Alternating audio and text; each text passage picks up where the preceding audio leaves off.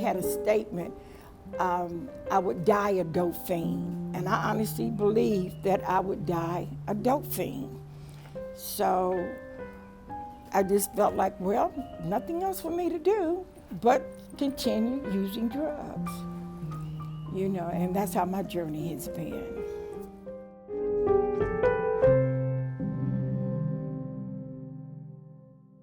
So my name is Angela. I'm 43 years old.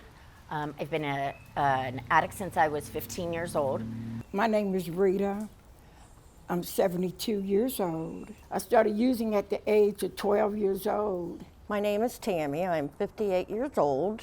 I started using when I was about 15 years old. My name's Tony. I think I got into drugs when I was a kid, maybe 14, 15 years old. I didn't like myself at all when I was little. Growing up, I was kind of a loner. So picked up doing drugs and stuff, you know, with my friends and everything. And it was a very, very difficult life. Sexually abused by my father and sexually abused by a cousin. So in the beginning, I believed God loved everybody else, but he didn't love me. I was going through some things at that time in my life. I'd lost some loved ones. I was going through a breakup. I think that year in October, I lost something like 12 people that were very close to me. And they were like shootings and suicides. And I found that a couple of pain pills while you're out at the bar really seemed to work for me. And I was numbing all of the mental anguish that I was going through. I don't think it was a drug I didn't use. I just wanted something to stop me from remembering and stop me from feeling.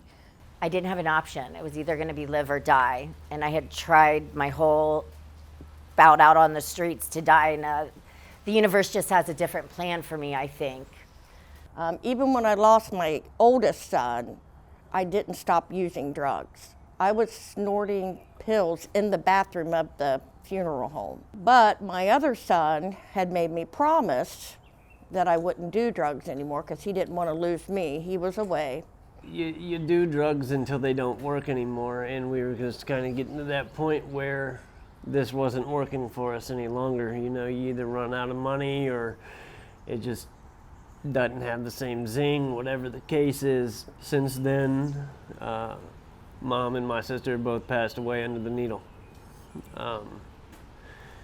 And I made Mom a promise that I wouldn't go back. As she was literally on her deathbed, she was in the middle of dying. I promised her I wouldn't go back to it.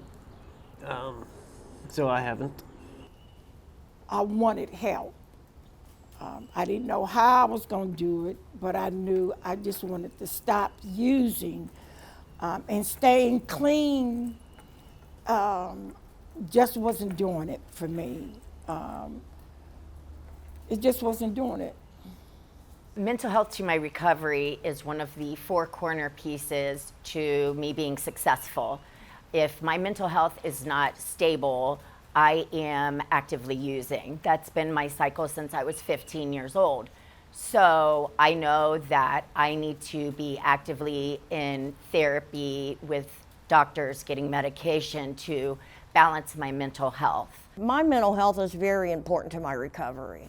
If I do not have my stable mental health, then I will go back to doing what I know best, and that is using to escape whatever my mind is thinking or, you know, rattling on or what it's not thinking. So to have the counseling and the mental health professionals right there by my side, it's one of the most important things that you can do along with your recovery, because that's what got me there to begin with.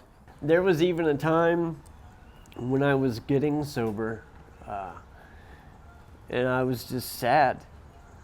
And I was asked, you know, why are you sad right now? You're doing so good. Everything is going so good for you. And I realized eventually I was sad because I was burying my best friend.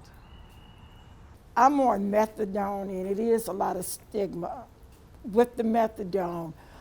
Oh, just switching one drug for another. Well, you shouldn't have done it. If you can pick it up, you can stop it. You know, you can't be trusted. You're a loser. You're a junkie. And we might as well, and I've heard this a lot, you might as well just go overdose. So why waste the Narcan on somebody that's already a drug addict? Yeah, I really look like a complete monster on paper, and if anybody even took the time to ask the stories behind or anything, they would probably be really surprised. But on paper, I'm an extremely violent criminal, and I'm not. And I had a shame. I was ashamed of being there. I even started believing that this place wasn't good. I know that I had convinced myself I was not worthy of life, let alone being my daughter's mother or my dad's and mom's daughter. I'm sorry. So I think it's very important that people don't try to do this on their own and seek professional help where you feel comfortable and supported.